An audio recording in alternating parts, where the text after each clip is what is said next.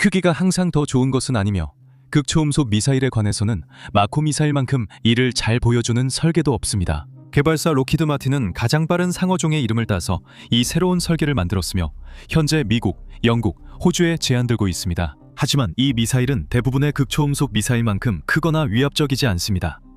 대신 순수한 파괴력이 부족한 점을 저렴한 가격과 대량 생산 가능성으로 이를 보완하며 이는 빠르게 발전하는 극초음속 무기 기술의 무기고에서 자리를 차지할 수 있게 할지도 모릅니다. 그럼 본격적으로 알아보겠습니다. 설계와 운용은 2017년에 개발이 시작되었습니다. 록히드 마틴의 엔지니어들은 메이코를 공군을 위한 스탠드인 공격무기로 구상했습니다. 고가치 표적과 방공망을 공격하기 위해 설계된 전용 공대지 미사일로 구성된 메이코는 좋은 성능을 보였습니다. 하지만 결국 2023년에 노스럽 그루먼의 설계에 의해 성능이 뒤처졌고 그 이후로 생산이 시작되어 올해 2026년에 실전 배치될 것으로 예상됩니다. 하지만 록히드 마틴에게 모든 희망이 사라진 것은 아니며 그 큰 계약을 놓쳤음에도 불구하고 메이코 설계는 여전히 미국의 장기 무장 전략에서 매우 중요한 지점을 차지했습니다. 구체적으로 말하면 메이코 설계는 다른 극초음속 순항 미사일의 모든 조건을 충족하지만 훨씬 더 저렴하기 때문에 가상의 소모전에서 잠재적으로 훌륭한 선택지가 될 수 있습니다. 메이코는 무게가 1300파운드, 즉 590kg이고 탄도는 59kg 또는 130파운드입니다.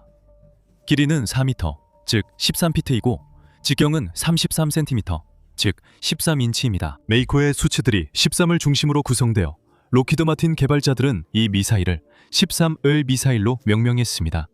비교를 위해 2023년에 실전 배치된 러시아의 극초음속 순항 미사일인 3M22 지르콘은 길이가 9m, 즉 30피트로 메이코보다 2배 이상 큽니다. 북한의 화성 8호는 기술적으로 극초음속 활공체인데 이 미사일은 지르콘보다 2배 더 큽니다. 크리 레이저 때문에 메이코가 가진 위력은 지르콘이나 화성 8호와는 비교할 수 없습니다.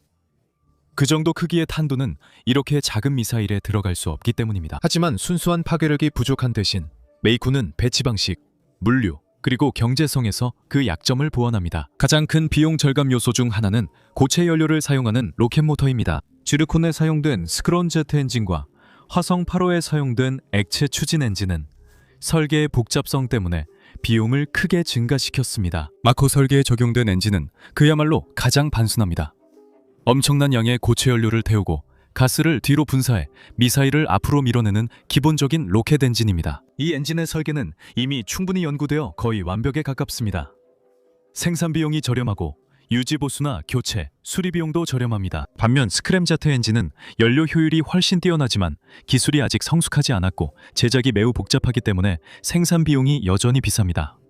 이 모든 것은 스크램제트 엔진의 작동 방식에서 비롯됩니다. 스크램제트 엔진은 공기 흡입식 엔진으로 대기 중에 공기를 흡입해 압축한 뒤 엔진의 연소 과정에서 산화제로 사용합니다. 이렇게 하면 연료가 더욱 강력하게 작동하여 연료 소모 효율이 높아지고 미사일이 더 먼 거리를 이동하고 더 높은 속도에 도달할 수 있게 됩니다. 하지만 이를 위해서는 스크램제트 엔진의 공기를 압축하는 수렴형 흡입구, 대기 중 산소와 연료가 연소되는 연소실, 그리고 추진력을 얻기 위해 공기를 가속시키는 확산형 노즐이 필요합니다. 로켓 엔진은 연료 탱크, 산화제, 연료와 산화제를 연소실로 보내는 펌프로 구성되며 연소실에서 이들이 혼합 연소됩니다. 마지막으로 가스를 가속해 추진력을 만드는 배기 노즐이 있습니다. 전체적으로 보면 로켓 엔진은 훨씬 더 단순한 설계로 되어 있어 만들기가 훨씬 쉽고 저렴합니다. 그리고 가장 중요한 것은 대량 생산이 더 쉽다는 점입니다. 이로써 록히드 마틴은 지르콘 한 대 값으로 여러 대의 마코를 생산할 수 있습니다. 하지만 마코에도 두 가지 큰 단점이 있습니다. 이 엔진 덕분에 마코는 음속의 5배인 마하 5를 넘길 수 있지만 대부분의 경쟁 기종만큼 빠르거나 멀리 날아가지는 못할 것입니다. 지르콘을 다시 예로 들면 이 러시아 극초음속 미사일은 최대 마하 9의 속도로 1000km, 즉 620마일 이상의 작전 범위를 자랑합니다. 마코의 작전 범위는 아직 기밀로 분류되어 있지만 지르콘과 비교할 수는 없을 것으로 보입니다. 하지만 마코의 발사 방식 덕분에 사거리는 생각만큼 큰 문제가 되지 않을 것입니다. 마코는 F-22와 F-35 라이트닝2의 세 가지 모든 변형 기종의 내부 적재실에 탑재할 수 있도록 특별히 설계되었습니다. 이로써 마코는 5세대 전투기와 호환되는 최초의 극초음속 무기가 되었으며 이는 대단한 성과입니다. 게다가 록히드 마틴은 F-15, F-16, FA-18, 슈퍼호넷, EA-18G 그라울러, P-8A 등 여러 다른 항공기에서도 실험을 진행했습니다. 포세이돈은 특히 흥미로운 선택지인데, 포세이돈은 해상 감시 항공기로 사용되며 적의 침투에 가장 먼저 대응하는 역할을 할 가능성이 높기 때문입니다. 마코는 다양한 항공기에서 발사될 수 있을 뿐만 아니라 이론적으로는 수직 발사 시스템을 갖춘 잠수함에서도 발사될 수 있습니다. 하지만 잠수함에 마코를 탑재하는 것이 실제로 구현될지는 아직 확정되지 않았습니다. 일부 극초음속 미사일은 항공기를 이용해 발사할 수 있지만 대부분은 지상이나 함정 또는 잠수함에서 발사됩니다. 저희가 계속 언급하고 있는 지르쿠는 잠수함과 수상함에서 발사되는 미사일로 크기와 무게 때문에 항공기에서는 절대 발사할 수 없습니다. 미군이 시험 결과를 공개하면 더 많은 정보를 알 수 있겠지만 전문가들은 마코가 F-20이나 다른 첨단 스텔스 항공기에서 발사될 것으로 예상하고 있습니다. 이렇게 하면 극초음속 미사일의 유효 사거리가 늘어나 사거리 문제도 어느 정도 해결됩니다. 또한 이 항공기들이 마코 미사일을 한 발만 탑재하지 않는다는 점도 지적해야 합니다. 로키드 마틴 측은 F-35A와 C 버전이 내부 및 외부 무장 장착대를 합쳐 최대 6발까지 탑재할 수 있다고 주장합니다. 이렇게 똑똑한 설계는 국제적인 관심을 끌었으며 로키드 마틴은 마코 미사일을 다른 나라에 수출하는 데도 열려있고 심지어 영국의 최초의 마코 생산 시설을 열어 영국 공군의 유로파이터 타이푼에 마코 미사일을 공급하겠다는 제안도 했습니다. 마코 개발은 스탠드인 공격무기 계약을 따내려는 시도에서 시작됐으나 계약은 결국 노스롭 그루먼에게 넘어갔습니다. 극초음속 미사일은 상대방의 접근 거부 네트워크, 즉 반접근 네트워크의 핵심 지점을 파괴하는 임무를 맡았습니다. 이 역할에서 마코는 미사일 발사 플랫폼, 순항 미사일 플랫폼, GPS 교란기, 그리고 대위성 시스템을 파괴해야 했습니다. 이 미사일은 명실상부한 다목적 극초음속 미사일이며 실전 배치 시 이러한 역할로 사용될 가능성이 높고 추가적으로 대함 역할도 수행할 수 있습니다. 로키드 마틴의 롭 오스트하우드는 마코가 적의 수상 전투함을 제거하는 데 확실히 사용될 것이라고 말했습니다. 하지만 그는 그 이상은 밝히지 않았습니다. 마지막 부분이 현재 마코와 SIAW 프로그램에 제출된 원래 설계안과 가장 큰 차이입니다. 원래 설계안은 해상 표적을 목표로 하지 않았습니다. 이 옵션 도입을 위해 마코의 유도 시스템이 변경, 아니 개선되어야 했으나 세부 사항은 여전히 극비입니다. 미사일의 다재다능함에도 불구하고 마코의 사거리는 아쉬운 점이 있습니다. 스탠드오프 무기로 사용할 수 없기 때문인데 이것 역시 SIAW 프로그램의 원래 설계에서 비롯된 문제입니다. 스탠드오프 무기는 매우 먼 거리에서 발사할 수 있기 때문에 마코의 경우 조종사의 가능성이 높은 공격 인원이 영향 범위에서 벗어날 충분한 시간을 가질 수 있습니다. 하지만 마코의 사거리는 조종사의 날개를 꺾는 셈이 되어 발사 전에 제한된 영공을 침투해야 하므로 그 과정에서 공격을 받을 위험에 처하게 됩니다. 다시 처음으로 돌아가서 마크 미사일을 탑재할 가능성이 가장 높은 두 항공기는 무엇일까요? 이들은 현대 스텔스 기술의 챔피언들이며 적이 그들이 있었다는 사실조차 눈치채지 못한 채 마코 미사일을 발사할 확률이 가장 높습니다. 이 문제에 대해 구체적으로 언급하면서 오스터하우드는 마코의 사거리는 취소된 극초음속 공중발사 대수상 공격 미사일, 즉 헬로로 알려진 미사일의 사거리와는 비교할 수 없다고 말했습니다. 헬로 역시 비슷한 목적을 위해 설계된 미사일입니다. 그런 점에서 마코는 공중발사 신속 대응 무기, 즉 에로우와도 비교할 수 없습니다. 에로우는 또 다른 극초음속 미사일로 마코만큼 오랜 기간 개발되어 왔지만 더 높은 속도와 훨씬 더 긴 사거리를 목표로 하고 있습니다. 극초음속 미사일 작동 원리와 마코의 특별함을 알아보겠습니다. 극초음속 미사일은 목표를 포착하면 회피가 매우 어려워 지속적인 위협이 됩니다. 여러분이 이동식 미사일 발사 부대를 지휘한다고 상상해보세요. 적이 여러분도 모르는 사이에 1000마일 떨어진 곳에서 극초음속 미사일을 발사하면 위치에 따라 그 거리는 여러 나라를 넘길 수 있습니다. 여러분과 날아오는 미사일 사이에 광활한 공간이 있음에도 불구하고 그 미사일은 공기를 너무 빠르게 가르며 날아와 15분도 채 되지 않아 여러분에게 도달합니다. 이 미사일은 낮게 비행해 기존 공대지 미사일보다 탐지를 더 잘 피할 수 있습니다. 대륙간 탄도미사일의 실제 성능은 보통 관련 국가들에 의해 비밀에 붙여지지만 대체로 이 미사일들이 약 6000마일 떨어진 목표 지점까지 30분 정도 만에 도달할 수 있다는 것이 널리 받아들여지고 있습니다. 이 정도의 속도는 상상하기조차 매우 어렵지만 한번 생각해 보십시오. 영상이 시작될 때 대륙간 탄도미사일이 발사된다면 초당 3마일이라는 엄청난 속도로 모스크바에서 텍사스 오스틴까지 영상이 끝날 때쯤 도달할 수 있습니다. 탄두가 너무 빠르게 날아와서 대피할 시간조차 없다는 생각은 분명히 무섭습니다. 하지만 대륙간 탄도미사일에도 약점이 있습니다. 대륙간 탄도미사일은 궤적을 예측하기 쉽고 탐지 신호가 뚜렷해 은밀히 움직이기 어렵습니다. 판도라는 단어 자체가 시사하듯이 대륙간 탄도미사일의 궤적은 높이 솟아올라 정점에 도달한 뒤 목표 지점으로 하강하는 곡선을 그립니다. 이 궤적은 우주 기반 적외선 시스템이 탐지하기에 매우 쉽습니다. SPI-RS는 바로 이러한 위협을 감시하기 위해 미국 상공을 지키는 매우 강력한 위성 시스템입니다. 이 탐지 시스템은 매우 민감해서 지대공 미사일이나 로켓과 같은 더 작은 미사일까지도 포착할 수 있습니다. 미국은 또한 날아오는 대륙간 탄도미사일을 공중에서 요격할 수 있는 요격 미사일도 개발했습니다. 이 미사일들이 실제로 이런 일을 할 수 있는지는 확실히 알 수 없습니다. 왜냐하면 이런 미사일들은 실제 상황이 아닌 사전에 준비된 시험 외에는 제대로 시험된 적이 없기 때문입니다. 그리고 우리는 오히려 그 점에 감사해야 할 겁니다. 그렇지 않았다면 지금쯤 또 다른 세계대전 한가운데 있었을 텐가요? 그렇지 않습니까? 자, 이렇게 해서 대륙간 탄도미사일이 어떻게 작동하는지 알아봤습니다. 이렇게 구축된 방어망에 극초음속 미사일을 발사하는 것은 보호망이 없는 선풍기에 렌치를 던지는 것과 같습니다. 우선 극초음속 미사일은 대륙간 탄도미사일과는 다른 신호를 가지고 있기 때문에 탐지하기가 더 어렵습니다. MACO는 로켓 엔진을 사용하기 때문에 이 점이 해당되지 않지만 개발 중인 다른 거의 모든 극초음속 미사일에는 적용됩니다. 이 미사일들은 램제트나 스크램제트 엔진으로 공기를 흡입해 연료를 과급하므로 로켓 엔진과 다른 신호를 보냅니다. 즉, 탐지 네트워크가 이 미사일을 포착하려면 다른 매개 변수로 재조정해야 합니다. MACO에도 적용되는 점이 있는데 우리가 잊지 말아야 할 것은 미사일이 매우 빠른 속도로 움직일 때 그 주위에 형성되는 플라즈마 껍질입니다.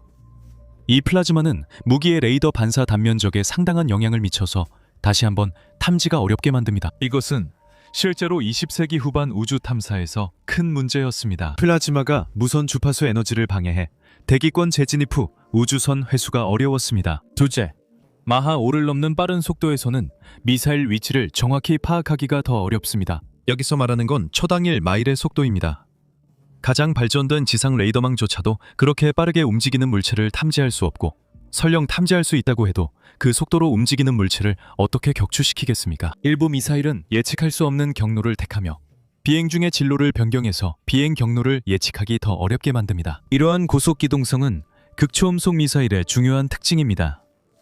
많은 일반 탄도미사일도 극초음속 비행에 도달하지만 메코와 같은 미사일만큼 민첩하지는 않습니다. 극초음속 미사일에 자율 경로 수정과 재조준 기능 통합이 거론되지만 실제 구현 전까지는 단순 아이디어일 뿐입니다. 메코의 적용 여부도 아직 밝혀지지 않았습니다. 그리고 비행 경로에 대해 말하자면 극초음속 미사일은 기존의 탄도미사일과 같은 궤적을 따르지 않습니다. 대신 이 미사일들은 비행 경로에 따라 지상이나 해상에 훨씬 더 가깝게 비행하며 마지막 순간까지 레이더 탐지 범위 밖에 머무릅니다. 극초음속 미사일의 정확한 비행 고도는 20에서 60km, 즉 6만 5천에서 20만 피트 사이입니다. 이 고도는 항공기나 순항미사일은 너무 높고 대탄도 미사일은 너무 낮습니다. 즉 조기경보 시스템이 극초음속 미사일을 발견하더라도 요격하기가 어렵다는 뜻입니다. 이것이 극초음속 미사일의 현실이며 미국의 정책 결정자들이 수십 년 전 이란과 북한이 탄도미사일 개발에 집중했음에도 불구하고 이 방향에 주목하게 된 이유는 미국의 주요 경쟁국들이 방어 체계를 개선하기 시작했기 때문입니다. 중국과 러시아 모두 미사일 및 침입 탐지 네트워크, 지대공 및 공대공 미사일의 성능, 그리고 각자의 발사 플랫폼과 항공기의 품질을 대폭 향상시키는 작업을 시작했습니다. 이러한 점을 고려해 미국 지도부는 기존 미사일 탐지와 요격의 규칙에 얽매이지 않고 기존 방어망을 단순히 돌파할 수 있는 무기를 보유하는 것이 유용하다고 판단했습니다. 방어망에 대한 성능 측면에서 극초음속 미사일은 요격 및 격추가 더 어렵지만 결코 무적은 아닙니다. 앞서 설명했듯이 극초음속 무기가 요격하기 어려운 두 가지 주요 이유는 극도로 빠른 속도와 그 빠른 속도에서의 기동성이 있습니다. 항공망이 미사일 궤적을 정확히 예측하면 비행 폭탄을 격추할 수 있습니다. 일부 국가는 대응책으로 고출력 레이저를 사용합니다. 고출력 레이저를 미사일에 사용하는 아이디어는 새로운 것이 아니지만 지난 15년 동안 엄청난 발전이 이루어졌고 레이저가 극초음속 미사일에 효과적일 것이라고 상상하는 것은 어렵지 않습니다. 물론 저희는 몇 달 전에 메가 프로젝트에서 이 내용을 다룬 적이 있습니다. 더 알고 싶으시다면 이 영상을 본 후에 확인해 보시기 바랍니다. 고출력 레이저는 미사일 항법 시스템을 마비시켜 경로를 이탈하게 만들 수 있습니다. 레이저가 미사일 본체를 가열하면 주변 공기 흐름과 미사일의 속도, 기동성에 영향을 줄 수 있습니다. 스푸핑 역시 극초음속 미사일 억제에서 또 다른 중요한 전략이 될 가능성이 높습니다. 군대는 위성 항법 시스템으로 미사일에 오정보를 주어 잘못된 방향으로 보낼 수 있습니다. 이 점을 감안하면 사이버 방어가 이 분야에서 주도권을 잡을 가능성이 높습니다. 사이버 방어가 물리적인 힘보다 미사일을 방어할 가능성이 더 높기 때문입니다. 극초음속 미사일은 매우 빠르기 때문에 방어 측의 반응 시간이 거의 없습니다. 실제로 몇 분밖에 없으며 표적형 사이버 공격이 물리적 방어 무기보다 더 빠르고 안전하게 미사일의 경로를 변경하거나 파괴할 수 있습니다. 하지만 극초음속 미사일 대응의 최강 도구는 아직 실전에 쓰이지 않았습니다. 노스롭 그리브는 현재 차세대 극지궤도 상시 적외선 감시 위성을 개발 중인데 이름이 굉장히 길지만 본질적으로 미국 전역을 감시하게 될 것입니다. 이 위성은 극초음속 미사일을 정확하게 탐지하고 위치를 파악할 수 있는 유일하게 효과적인 감시 시스템이 될 것입니다. 그런 다음 이지스 SPD가 가동됩니다. 이지스 시베이스 터미널은 SM-6 미사일을 사용하여 오늘날 극초음속 미사일 위협에 대응할 수 있는 유일한 능동방어 수단입니다. 이는 미 공군 글랜디 벤 허크 장군, 즉 미 북부사령부와 북미 항공우주방위사령부 사령관의 말입니다. 동시에 레이시온 테크놀로지스와 노스롭 그리머는 이지스와 통합될 전용 극초음속 미사일 요격 무기를 개발하고 있습니다. 하지만 설계 검토는 2027년에야 예정되어 있기 때문에 이러한 대응책이 2030년 이전에 도입되는 것은 어려울 것으로 보입니다. 사실 급조된 방어망 외에는 현재 진정한 전용 극초음속 미사일 방어 체계는 존재하지 않습니다. 모두 아직 개발 중이기 때문입니다. 극초음속 미사일이 격추되었다는 잘못된 정보가 많이 떠돌고 있지만 그것은 사실이 아닙니다. 예를 들어 2023년 5월 키예프는 우크라이나 수도를 향한 대규모 미사일 공격의 일환으로 발사된 극초음속 미사일을 격추했다고 보고했습니다. 키예프는 러시아 킨잘 미사일 6기를 격추했다고 밝혔으며 이 미사일은 1000km 이상 떨어진 곳에서 발사되어 마하 10의 속도에 도달할 수 있습니다. 문제는 킨잘이 극초음속 미사일이 아니라 단지 극초음속으로 비행한다는 점입니다. 여전히 평범한 탄도미사일일 뿐이고 그 궤적이 예측 가능하며 공중에서의 기동성이 부족하기 때문에 극초음속 미사일 범주에 들어갈 수 없습니다. 그래서 그것이 어떻게 만들어졌고 어떻게 작동하는지 적어도 이론적으로는 알게 되었으니 이제 남은 질문은 MH-25 미사일이 극초음속 미사일의 전체적인 맥락에서 어떤 위치를 차지하는가 하는 것입니다. 이 이야기는 우리가 바로 지금 이 순간에야 비로소 접어들고 있는 것 같습니다. 마크5는 무엇보다 경제적인 무기입니다. 이것은 우리가 우크라이나의 플라밍고에 대해 이야기할 때도 언급했던 부분입니다. 전투에서 승리하기 위해서는 무기가 반드시 가장 기술적으로 진보되어 있거나 가장 빠르거나 가장 파괴적일 필요는 없습니다. 그저 억제나 방어 수단보다 더 저렴하기만 하면 됩니다. 그리고 MH-25의 경우 그럴 가능성이 매우 높습니다. 극초음속 무기는 대체로 비싸지만 MH-25 미사일은 비교적 저렴해 로키드 마틴은 저비용 극초음속 솔루션으로 보고 있습니다. 물론 미사일 사일로에서 편하게 발사할 수는 없고 스텔스 전투기의 비행 계획도 따로 짜야 하지만 일단 발사하면 더 크고 비싼 미사일 못지않게 임무를 완수할 수 있습니다. 이 미사일은 속도 때문에 요격하기가 마찬가지로 매우 어렵고 극초음속 미사일 치고는 크기가 작기 때문에 더 큰 미사일들보다 기동성도 뛰어날 것입니다. 여기에 F-35가 한 번에 하나가 아니라 6발의 마코 미사일을 운용할 수 있다는 점까지 더하면 단 한 번의 출격으로 소규모 국가의 레이더 방어망을 무력화하거나 작은 군사기지를 초토화시킬 수 있습니다. 그것도 비교적 저렴한 비용으로 말이죠. 그런 경제적 균형과 실전 적용성의 틈새 시장이 바로 마코가 노리는 부분이며 이것이 바로 로키드 마틴이 미 공군, 해군, 그리고 영국과 호주 대표들에게 이 미사일을 제안할 때 목표로 했던 점입니다. 마코를 안전하게 운영하려면 몇 가지 절차를 더 거쳐야 하지만 극초음속 미사일보다 훨씬 저렴하면서도 거의 비슷한 파괴력을 자랑합니다. 이런 특징으로 마코는 최첨단 대공 방어망에 보호된 고가치 표적 공격에 주로 쓰일 가능성이 높습니다. 대부분의 기지는 마코 미사일 한 발도 방어하기 힘들고 여러 발이 동시 발사되면 방어가 더욱 어렵기 때문입니다. 극초음속의 세계. 마코에 대한 관심은 갑자기 생긴 게 아닙니다. 미국은 러시아, 중국과 함께 다른 극초음속 무기들도 개발하며 최근 2년간 이런 논의가 더 활발해졌습니다. 하지만 여전히 의문이 남습니다. 왜 지금 극초음속에 대한 관심이 이렇게 높아지고 있을까요? 글쎄요. 21세기 초부터 이 분야에서 이루어진 기술적 도약이 워낙 컸기 때문입니다. 세계의 군사 강국인 미국, 중국, 러시아 모두 극초음속 미사일에 대한 매우 상세하고 거의 완벽한 설계도를 가지고 있습니다. 그 중에서도 미국이 대체로 그 흐름을 주도하고 있습니다. 하지만 이것이 전부는 아닙니다. 다른 몇몇 나라들도 역시 그런 설계도를 가지고 있습니다. 하지만 지정학에서 가장 큰 세 나라들은 성공적인 미사일 설계를 시제품에서 대량 생산으로 전환할 수 있는 역량을 가지고 있으며 기존 설계에 대한 개발도 계속할 수 있습니다. 2023년에 미국 의회 조사국에서 마지막으로 업데이트한 극초음속 무기에 관한 논문에 따르면 러시아와 중국 모두 80년대와 90년대 극초음속 미사일 개발의 초기 단계에 있었습니다. 하지만 2001년 미국이 탄도탄 유격 미사일 조약에서 탈퇴하자 연구와 개발을 더욱 강화했습니다. 블라디미르 푸틴은 미국이 통제 없이 지속적으로 탄도미사일 요격 미사일 수를 늘리고 품질을 개선하며 새로운 미사일 발사 지역도 만들고 있다고 말했습니다. 우리가 아무 조치도 하지 않으면 러시아의 핵 잠재력이 완전히 무력화되고 모든 미사일이 요격될 수 있다는 뜻입니다. 인용 끝. 푸틴은 또한 극초음속 무기에 대해 공개적으로 언급하며 이를 초무기라고 불렀고 러시아 군사교리는 극초음속 미사일을 거의 핵미사일만큼이나 높게 평가하는 것으로 보입니다. 그래서 그들이 극초음속 능력을 연구하고 개선하는데 많은 인력을 투입하는 것은 전혀 놀라운 일이 아닙니다.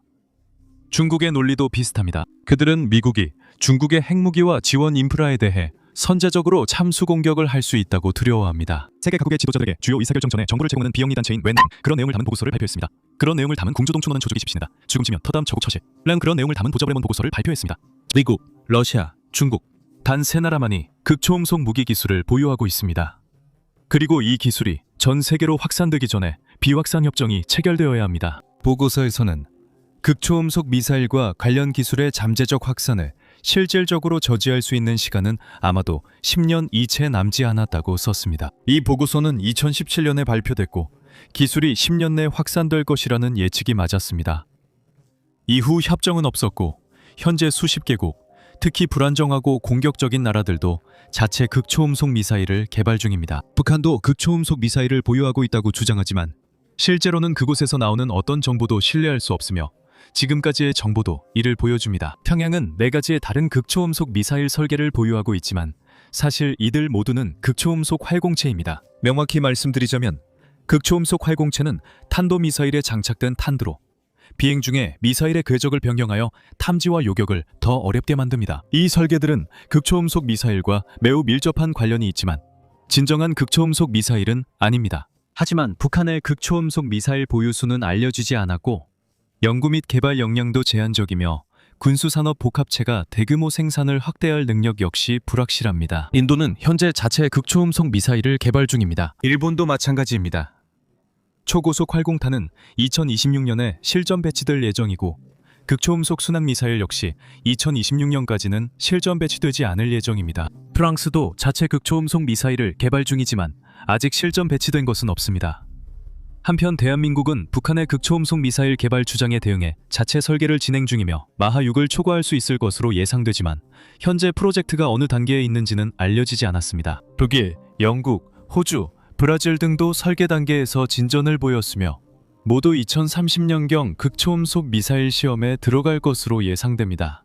영국과 호주는 미국과 긴밀히 협력하므로 두 나라에서는 시기가 더 빨라질 수 있습니다. 가장 많은 무기를 생산하고 가장 빠르게 개발하는 세 나라를 제외하더라도 다른 주요 군사 강국들 역시 같은 양상을 보이고 있다는 것은 명백합니다. 미국, 러시아, 중국의 생산력을 고려하면 이들이 연구개발과 생산을 더 강화하는 것은 당연합니다. 그리고 20년도 채 지나지 않아 빅3 외의 강대국들도 극초음속 미사일을 보유하게 될 가능성이 높습니다. 이는 우리가 새로운 마코와 같은 미사일 개발을 보게 될 것이며 이 미사일들은 저렴하고 덜 강력하지만 대량 생산이 쉽고 재정 부담 없이 충분한 성능을 갖출 것입니다. 이 선택지는 군사 지출에 많은 재정적 여유가 없는 국가들에게 특히 매력적으로 보일 수 있습니다.